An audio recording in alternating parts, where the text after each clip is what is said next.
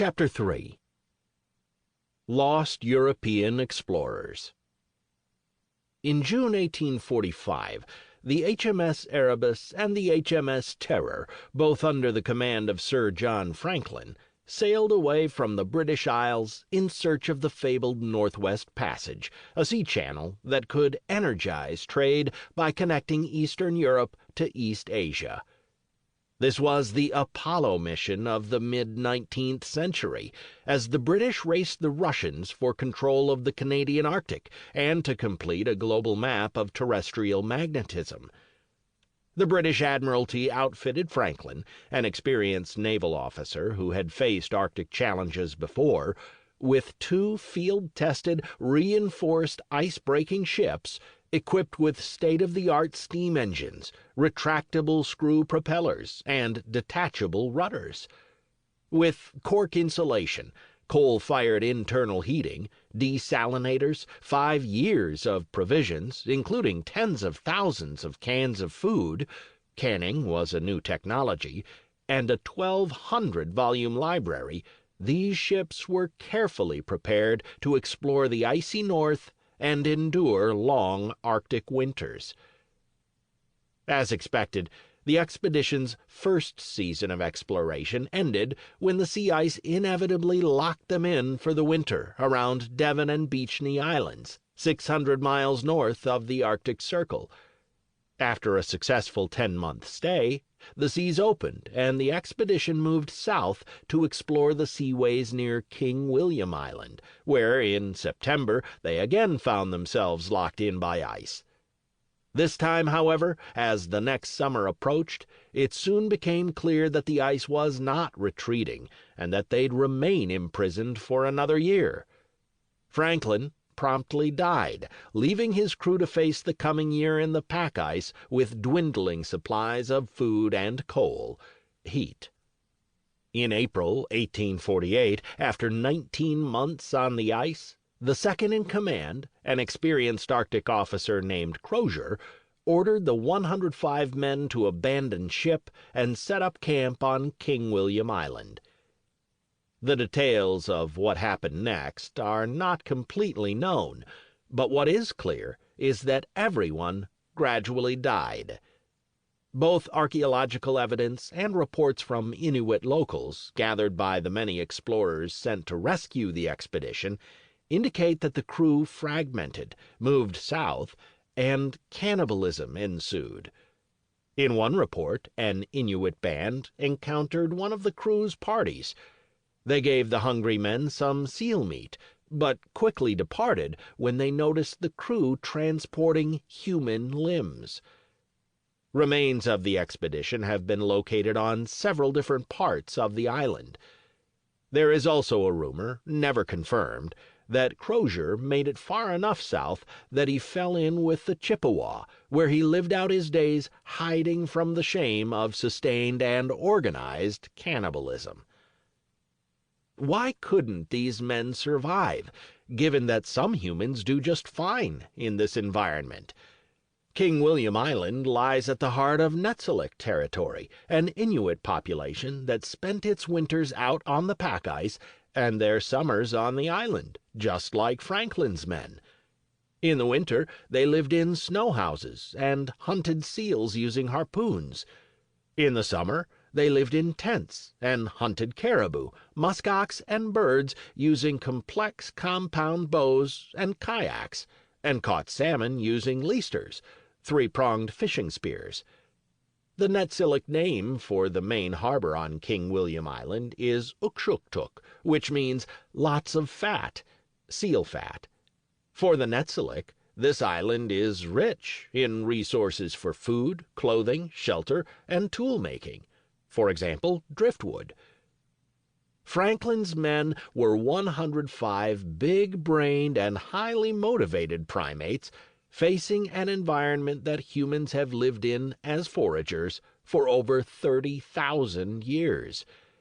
They'd had 3 years in the Arctic and 19 months stuck in the ice with their supplies slowly dwindling to experience the environment and put those big brains to work. The men were all well known to each other after all this time, having worked together on the ship, so they should have been a highly cohesive group with a shared goal. At 105 persons, this group had roughly the same number of mouths to feed as a large Netsilik encampment, without the children or elderly to worry about. Yet the crew vanished, defeated by the hostile environment and only remembered in Inuit stories. The reason Franklin's men could not survive is that humans don't adapt to novel environments the way other animals do, or by using our individual intelligence. None of the 105 big brains figured out how to use driftwood, which was available on King William's Island's west coast where they camped, to make the recurve composite bows which the Inuit used when stalking caribou.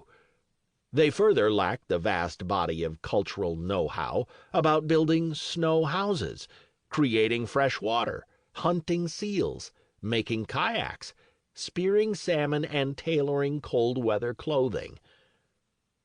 Let's briefly consider just a few of the Inuit cultural adaptations that you would need to figure out to survive on King William Island. To hunt seals, you first have to find their breathing holes in the ice.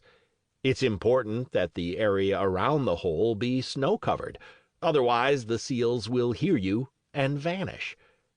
You then open the hole, smell it to verify that it's still in use. What do seals smell like?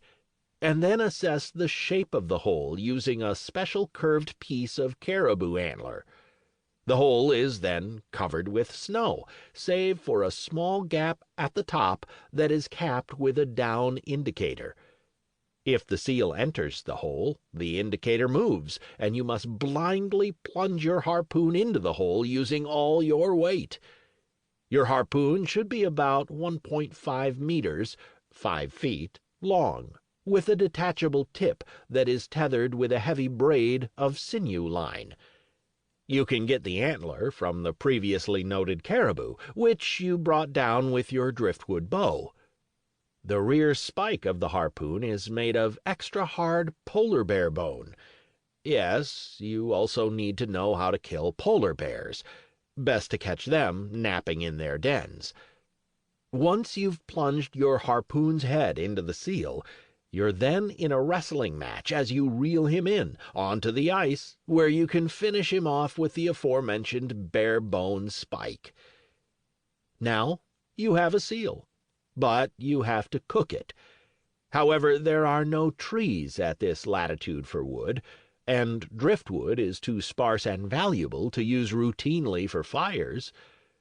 To have a reliable fire, you'll need to carve a lamp from soapstone. You know what soapstone looks like, right? Render some oil for the lamp from blubber, and make a wick out of a particular species of moss. You will also need water. The pack ice is frozen salt water, so using it for drinking will just make you dehydrate faster. However, old sea ice has lost most of its salt, so it can be melted to make potable water. Of course, you need to be able to locate and identify old sea ice by color and texture. To melt it, make sure you have enough oil for your soapstone lamp. These few examples are just the tip of an iceberg of cultural know-how that's required to live in the Arctic. I have not even alluded to the know-how for making baskets, fishing wares, sledges, snow goggles, medicines, or leasters, not to mention all the knowledge of weather, snow, and ice conditions required for safe travel using a sledge. Nevertheless, while the Inuit are impressive, perhaps I am asking too much, and no one could have survived getting stuck in the ice for 2 years in the Arctic. After all, we are a tropical primate, and the average temperatures during the winters on King William Island range between 25 below Celsius, 13 below Fahrenheit, and 35 below Celsius, 31 below Fahrenheit. and were even lower in the mid-19th century. It happens, however, that two other expeditions have found themselves also stranded on King William Island, both before and after Franklin's expedition. Despite being much smaller and less well-equipped than Franklin's men, both crews not only survived, but went on to future explorations. What was the secret of their success? 15 years before the Franklin expedition, John Ross and a crew of 22 had to abandon the Victory off the coast of King William Island. During 3 years on the island, Ross not only survived, but also managed to explore the region, including locating the magnetic pole. The secret of Ross's success is not surprising. It was the Inuit. Although not known as a people person, he managed to befriend the locals, establish trading relations, and even fashion a wooden leg for a lame Inuit man. Ross marveled at Inuit snow houses, multi-use tools, and amazing cold-weather attire. He enthusiastically learned about Inuit hunting, sealing, dogs, and traveling by dog sledge.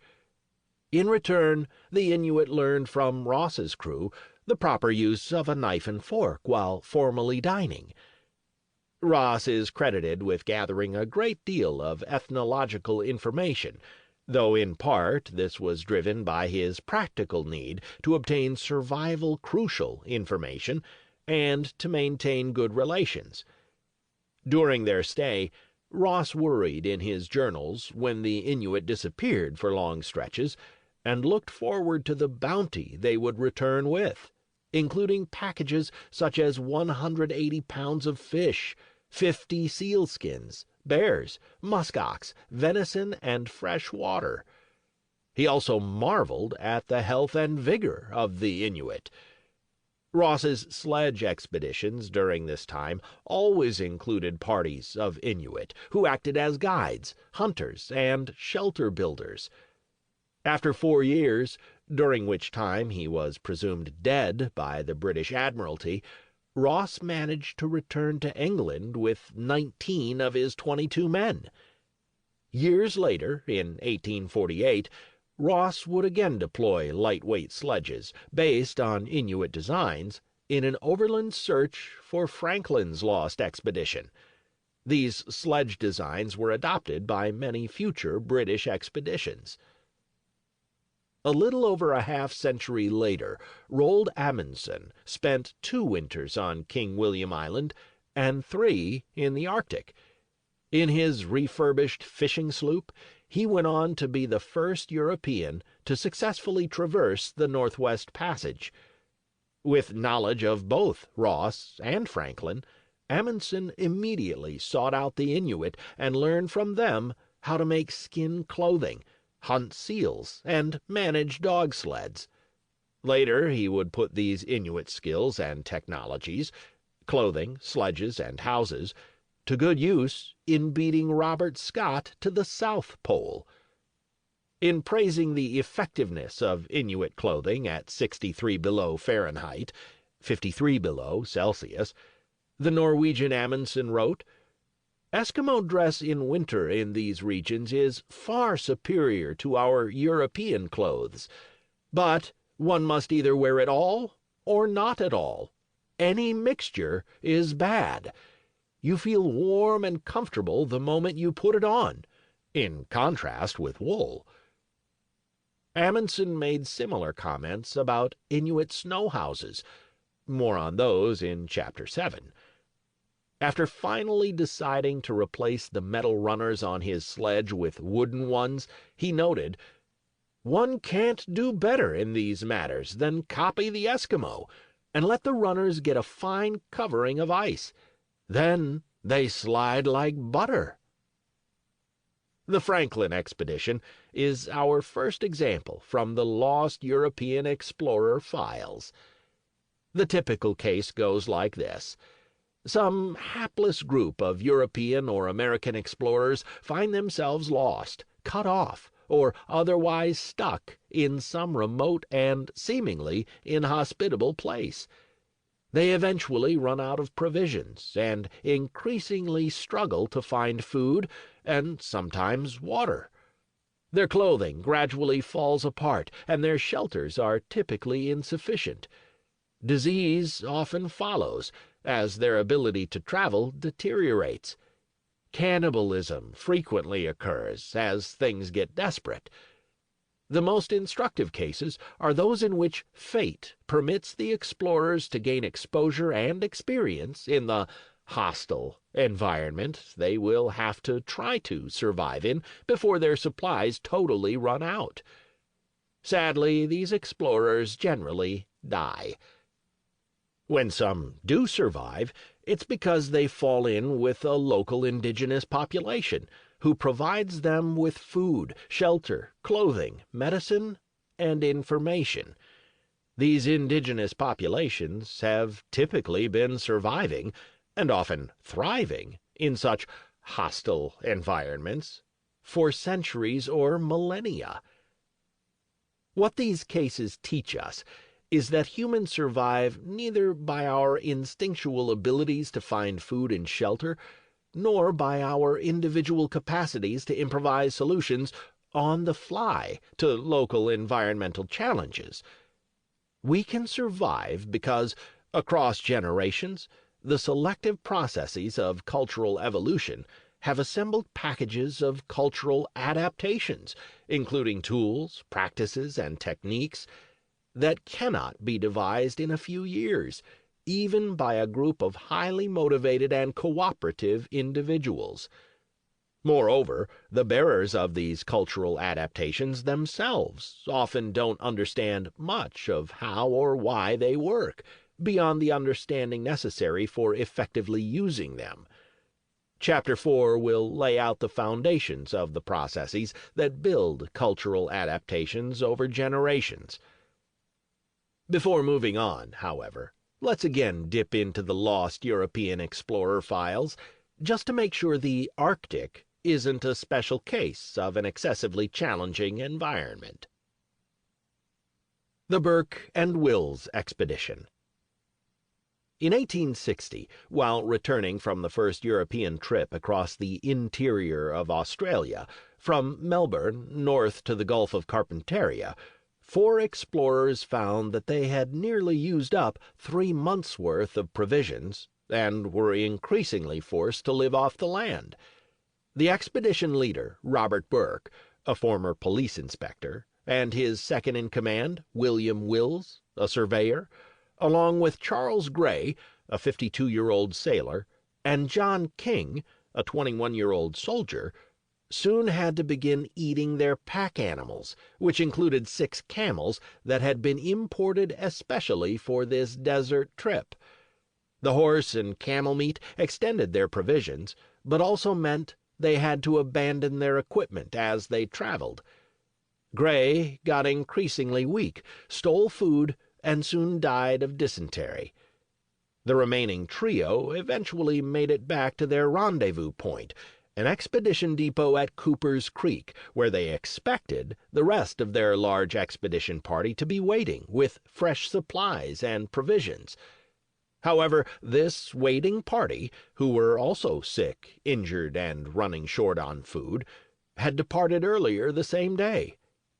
Burke, Wills, and King had just missed them, but the trio did manage to access some buried provisions.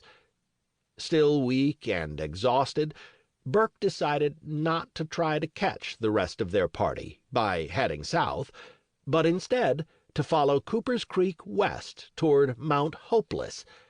Yes, really, Mount Hopeless, about 150 miles away, where there was a ranch and police outpost.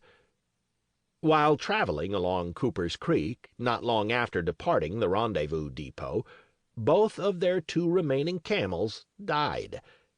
This left them stuck along Cooper's Creek because without either the camels to carry water or some knowledge of how to find water in the outback, the trio could not traverse the last open stretch of desert between the creek and the outpost at Mount Hopeless. Stranded, and now with their recent infusion of provisions running low, the explorers managed to make peaceful contact with a local aboriginal group, the Yandruwanda. These aboriginal hunter-gatherers gave them gifts of fish, beans, and some cakes, which the men learned were made from a seed called nardu. Technically, it's a sporocarp, not a seed. Our trio clearly paid some attention when they were with the Yandruwanda, but this didn't improve their success in fishing or trapping. However, impressed by the cakes, they did start searching for the source of the nardu seeds, which they believed to be from a tree. After some searching and running on empty, the trio finally wandered across a flat covered with nardu, which turned out to be a clover-like semi-aquatic fern, not a tree. Initially, the men just boiled the sporocarp, but later they found, not made, some grinding stones, and copied the Yandruwanda women whom they had observed preparing the cakes. They pounded the seeds, made flour, and baked nardu bread. This was an apparent boon in the men's plight, because it finally seemed they had a reliable source of calories. For more than a month, the men collected and consumed nardu, as they all became increasingly fatigued and suffered from massive and painful bowel movements. Despite consuming what should have been sufficient calories, 4 to 5 pounds per day, according to Will's journal, Burke, Wills, and King merely got weaker. Wills writes about what was happening to them by first describing the bowel movements caused by the nardu. "I cannot understand this nardu at all. It certainly will not agree with me in any form. We are now reduced to it alone, and we manage to get from 4 to 5 pounds per day between us. The stools it causes are enormous, and seem greatly to exceed the quantity of bread consumed, and is very slightly altered in appearance from what it was when eaten. Starvation on nardu is by no means unpleasant, but for the weakness one feels and the utter inability to move oneself, for as far as appetite is concerned, it gives me the greatest satisfaction."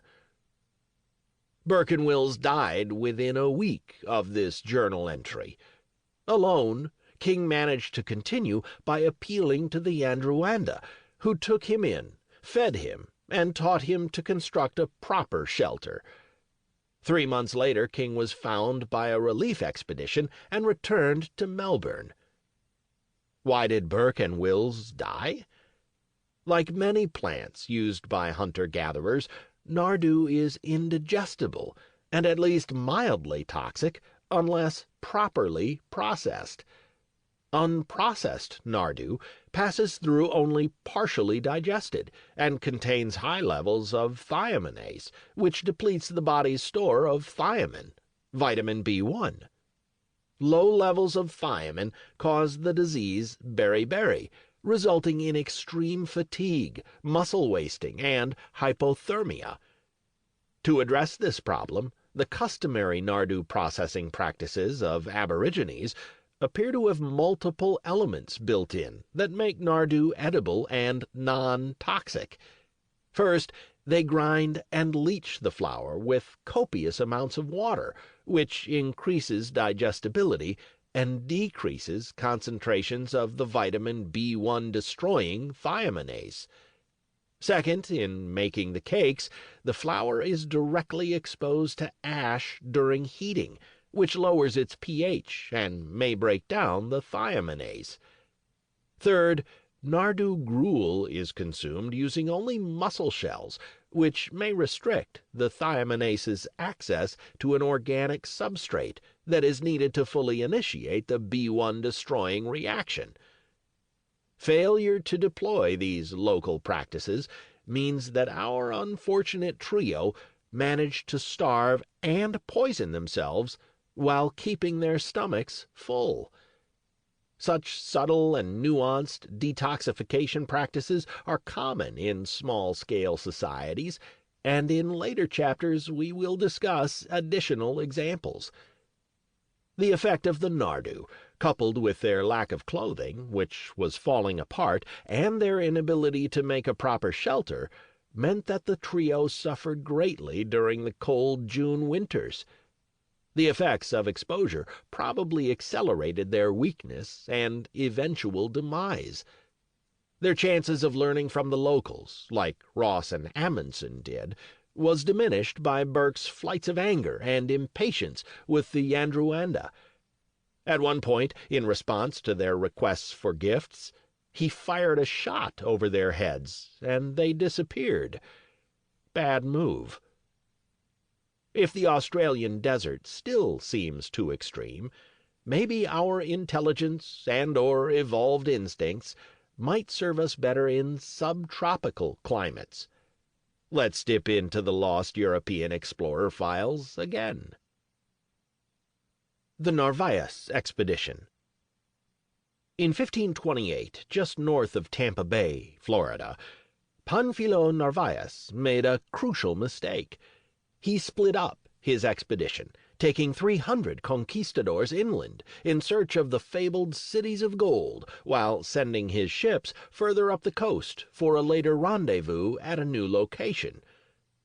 After wandering around the swamps and scrublands of northern Florida for 2 months, with no luck in finding the golden cities, and dealing treacherously with the locals, the mighty conquistadors attempted to head south to meet their ships. However, despite making great efforts through swampy terrain, they couldn't travel overland to their ships. Missing the rendezvous date, the remaining 242 men, 50-some already dead, constructed 5 boats and planned to paddle along the Gulf Coast to a Spanish port in Mexico. Unfortunately, the conquistadors had dramatically underestimated the distance to Mexico, and the crude boats they constructed gradually stranded their crews on the barrier islands along the Gulf Coast. The now scattered Spanish parties starved, sometimes engaging in cannibalism, until they were aided by peaceful Karankawa hunter-gatherers who had long lived along the Texas coast. Accounts suggest that with the Karankawas' help, the surviving parties were able to resume their journey to Mexico, until starvation again marooned them in a wretched state. However, at least one of these groups got better at finding food, having learned from the locals to harvest seaweed and oysters. Interestingly, the floundering Spaniards, as well as later European travelers, always described the Karankawa as particularly tall, robust, and healthy-looking. So, this was a rich and bountiful environment for hunter-gatherers, if you knew what you were doing. Though most died of starvation, a handful of Spaniards and 1 Moorish slave did reach the more densely populated heart of Karankawa territory. Having barely survived to arrive at this point, the remaining adventurers were promptly enslaved by these fiercer Karankawa, and may have been forced into a female gender role. Among North American Aboriginal populations, this male-to-female gender role switching was not uncommon. For our conquistadors, it meant a lot of toilsome work, such as carrying water, gathering firewood, and other unpleasant duties. After several years of living among these scattered hunter-gatherers, 4 members of Narvaez's crew were brought together by the annual prickly pear harvest season, during which time many local groups would congregate, feast, and celebrate. In the excitement, the foursome managed to slip away. After a long and rather circuitous route, staying among many different peoples in Mexico and Texas while operating as healers and shamans, they eventually found their way back to New Spain, colonial Mexico, 8 years after they had begun in Florida. Thus, the foursome had managed to survive by adopting a valued social role in these Aboriginal American societies. The Lone Woman. We can contrast these lost European explorer accounts, in which intrepid bands of hardy and experienced explorers find themselves struggling in novel environments, with another account, that of a lone young woman who found herself stranded for 18 years in the place she grew up.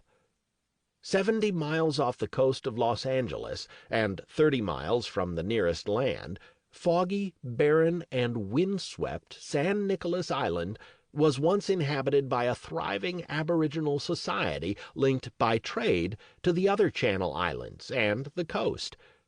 However, by 1830, the island's population was dwindling, in part due to a massacre by Kodiak hunter-gatherers from the then Russian-controlled Aleutian Islands, who had set up camp on San Nicolas to hunt otters.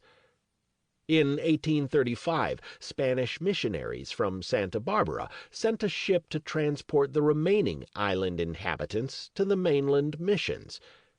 During a rushed evacuation, one young native woman in her mid-20s dashed off to search for her missing child.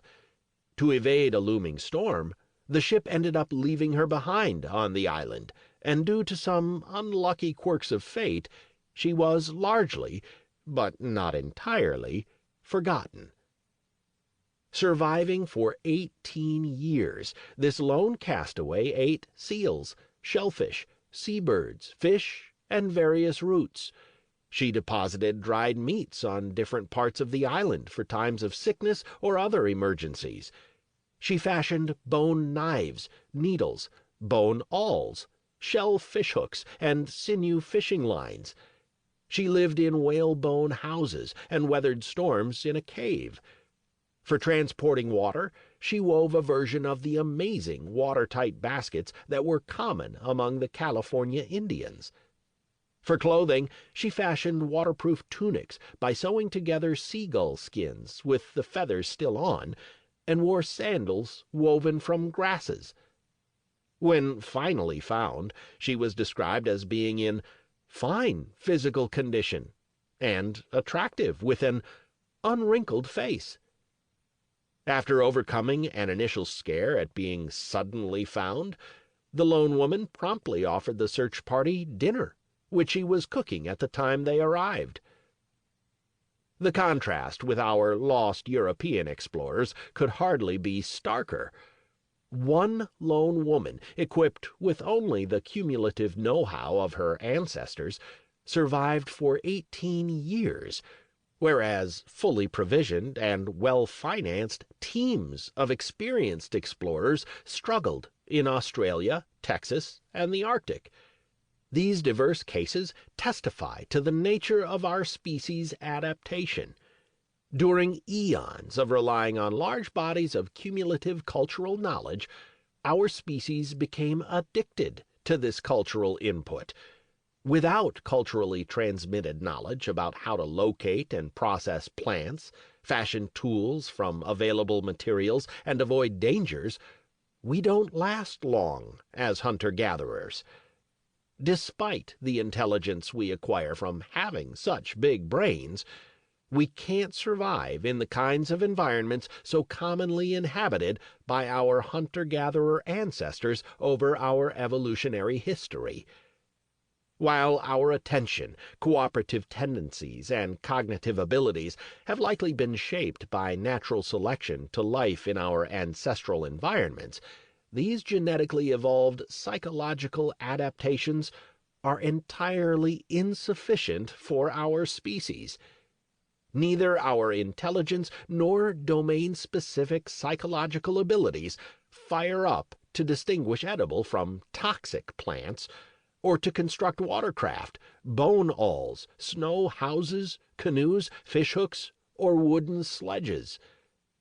Despite the critical importance of hunting, clothing, and fire in our species' evolutionary history, no innate mental machinery delivered to our explorers information on locating snow-covered sea holes, making projectiles, or starting fires.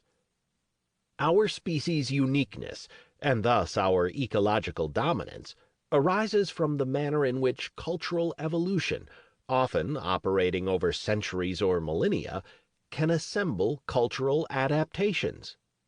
In the cases here, I've emphasized those cultural adaptations that involve tools and know-how about finding and processing food, locating water, cooking, and traveling.